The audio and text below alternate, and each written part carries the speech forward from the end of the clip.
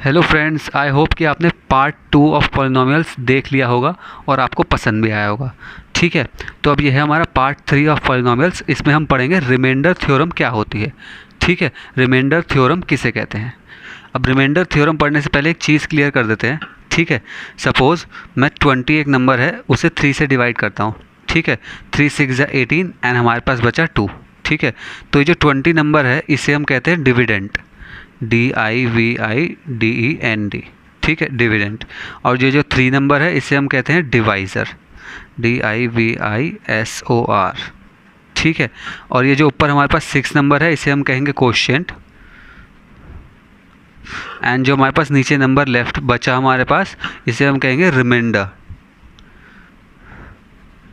ठीक है, ये बात समझ में आ गई। अगर मैंने 20 को 3 से डिवाइड करा तो 20 को कहेंगे हम डिविडेंट, इस 3 को कहेंगे डिवाइज़र, जो नंबर ऊपर होता है उसे कहते हैं कोशिएंट एंड जो नीचे होता है उसे कहते हैं रिमाइंडर। ठीक है, तो चलो रिमाइंडर थ्योरम पढ़ते हैं। ठीक है, अगर मैं आपको बिल्कुल सिंपल वर्ड्स में कहूँ, आप बुक्स में पढ़ लेना, NCERT में पढ़ लेना, पता नहीं किस तरीके से समझाते हैं कि मतलब वो चाहते हैं कि बच्चों को समझ में ही ना आए। तो अब देखते हैं रिमाइंडर थ्योरम क्या है। अगर हम किसी पॉलिनोमियल को एक लीनियर पॉलिनोमियल से डिवाइड करें, ठीक है, अगर हम एक पॉलिनोमियल को एक लीनियर पॉलिनोमियल से डिवाइड करें, लीनियर पॉलिनोमियल क्या होता है, जिसकी डिग्री 1 हो। ठीक है, अगर हम एक पॉलिनोमियल को एक लीनियर पॉलिनोमियल से डिवाइड करें तो कुछ रिमाइंडर बचेगा। ठीक है, उस रिमाइंडर को इजी वे में निकालने का तरीका हमें रिमाइंडर थ्योरम देती है।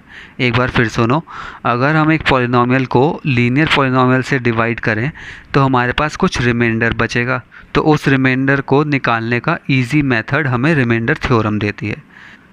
अब मैं एक पॉलिनोमियल को एक लीनियर पॉलिनोमियल से डिवाइड करूंगा by long division method and हमारे पास कुछ रिमाइंडर बचेगा, और उसी रिमाइंडर को हम रिमाइंडर थ्योरम से बस 2 ही स्टेप्स में निकालेंगे, बहुत इजी वे में। तो देखते हैं, पहले लॉन्ग डिवीजन मेथड से, उसके बाद रिमाइंडर थ्योरम यूज़ करेंगे। अब आपको दिखाता हूँ मैं पहले लॉन्ग डिवीजन मेथड करके, उसके बाद हम रिमाइंडर थ्योरम का यूज़ करेंगे और सिर्फ 2 ही स्टेप्स में रिमाइंडर निकालेंगे। ठीक है, सपोज़ मैंने एक पॉलिनोमियल लिया 3x² + x - 1। ठीक है, इसे मैंने डिवाइड करा x + 1 से by long division method. Long division method तो आपको आता ही होगा, आपने सीखा हुआ है। तो देखते हैं, अब मैंने पहले यहाँ पे x है, यहाँ पे 3x² है, तो इसे अगर मैं 3x से मल्टीप्लाई करूँगा तो यहाँ पे 3x² आ जाएगा। ठीक है, तो मैंने इसे 3x से मल्टीप्लाई करा। जब मैंने इसे 3x से मल्टीप्लाई करा तो यहाँ पे आया 3x², फिर 3x को इससे मल्टीप्लाई करा प्लस 3x। ठीक है, और फिर साइन चेंज कर दिए। साइन चेंज करते ही ये दोनों आपस में कैंसिल आउट हो गए और यहाँ पे क्या बचा, यहाँ पे माइनस, ये प्लस, -2x, और ये मैंने यहाँ पे लिख दिया -2x, और यहाँ पे -1 कैरी हो गया। अब यहाँ पे x है और यहाँ पे 2x है, तो मैं इसे 2 से मल्टीप्लाई करूँगा। ठीक है, तो यहाँ पे -2 से मल्टीप्लाई करूँगा क्योंकि साइन भी सेम चाहिए। तो यहाँ पे मैंने -2 से मल्टीप्लाई करा तो यहाँ पे आ गया -2x, और जब मैंने -2 को इससे मल्टीप्लाई करा तो यहाँ पे आया -2। इसमें हमें बेसिकली होता क्या है, हमें फर्स्ट जो नंबर दे रखा होता है ना उसे सेम करके कैंसिल आउट करना होता है। इस वजह से हमारी पहले ये वाली डिजिट कैंसिल आउट हुई, अब ये वाली डिजिट कैंसिल आउट हो जाएगी, फिर अगर कोई आगे होगी तो वो वाली डिजिट कैंसिल आउट हो जाएगी।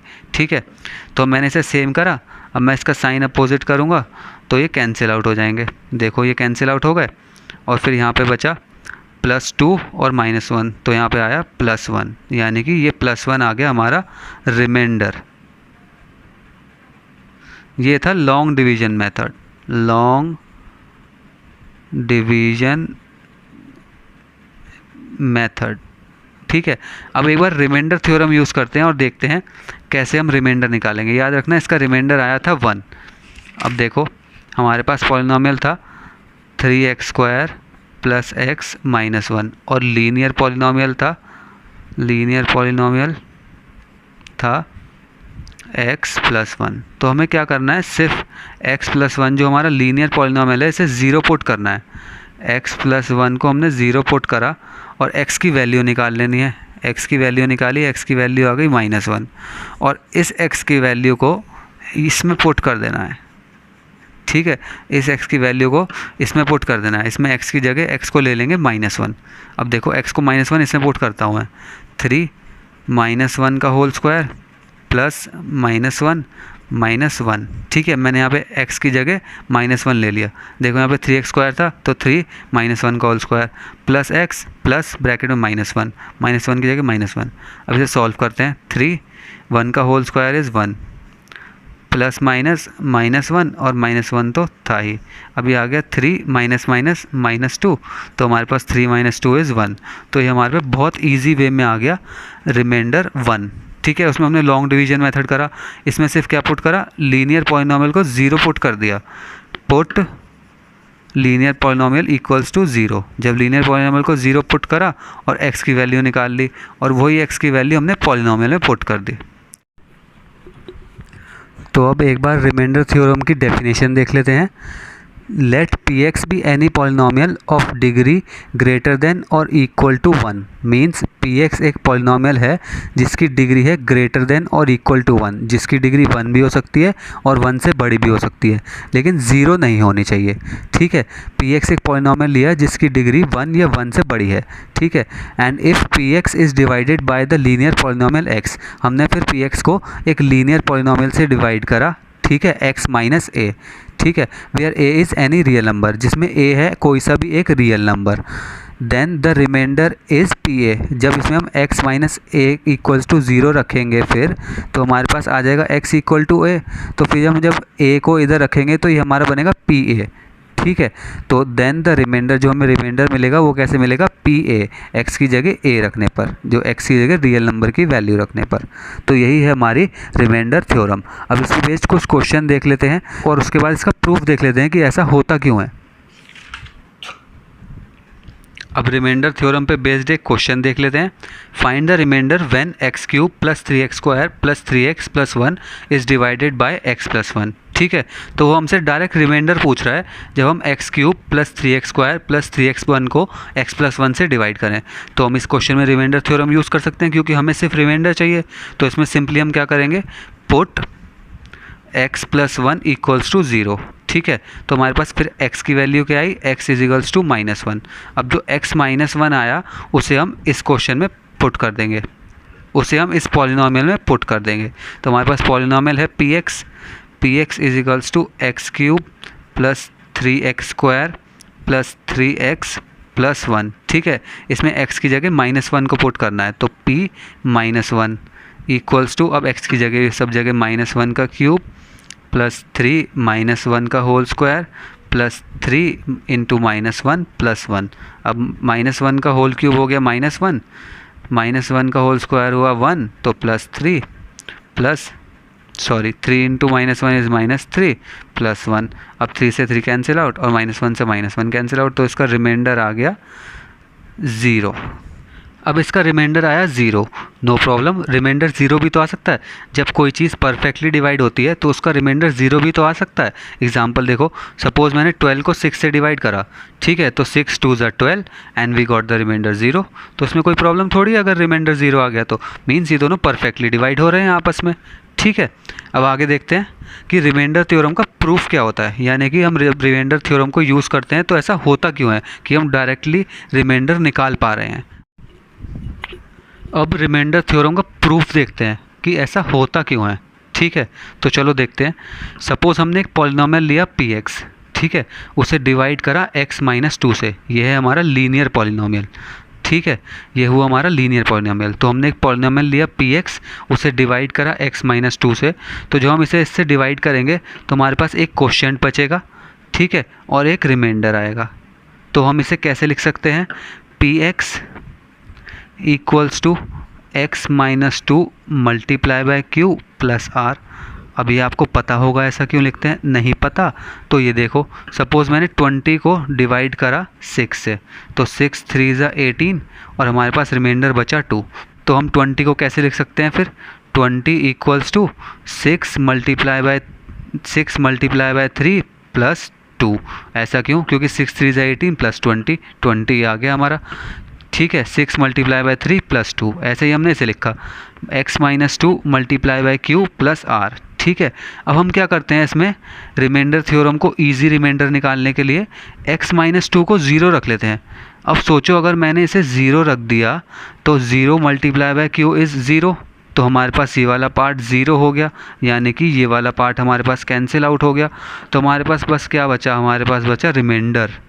इसी वजह से हमारे पास रिमाइंडर आ जाता है ईजी वे में।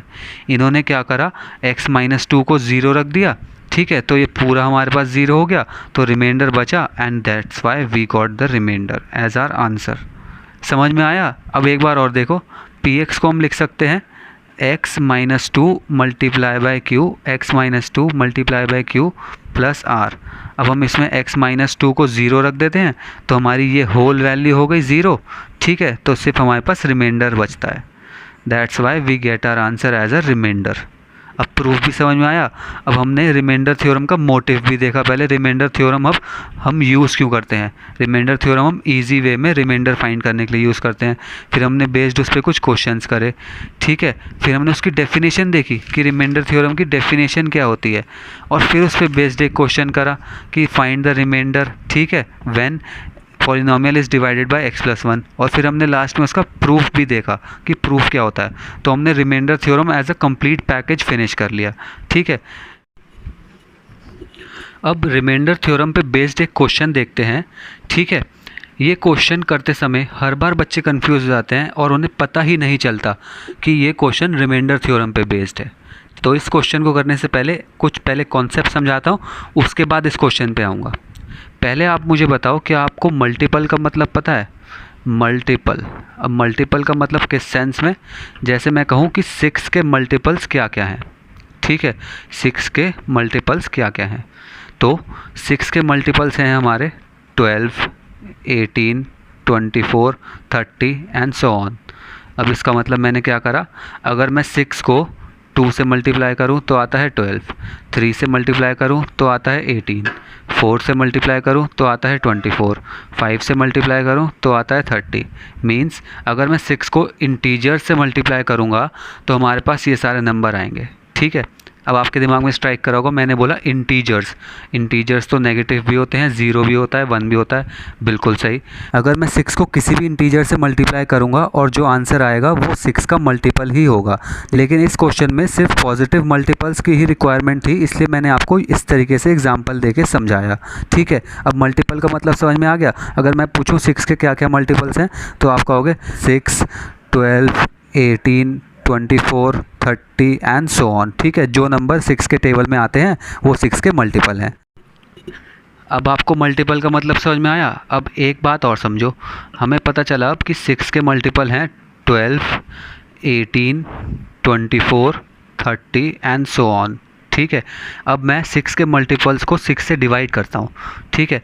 अब मैंने पहले लिया 12 और मैंने 12 को डिवाइड करा 6 से, ठीक है। 6 2 ज़ा 12, रिमाइंडर आया हमारा 0, रिमाइंडर इज़ 0। अब मैंने 18 को डिवाइड करा 6 से, ठीक है। अब मैंने 18 को डिवाइड करा 6 से, 6 3 ज़ा 18, रिमाइंडर फिर आया हमारा 0, ठीक है। अब मैंने 24 को डिवाइड करा 6 से, 6 4 ज़ा 24, रिमाइंडर फिर आया 0।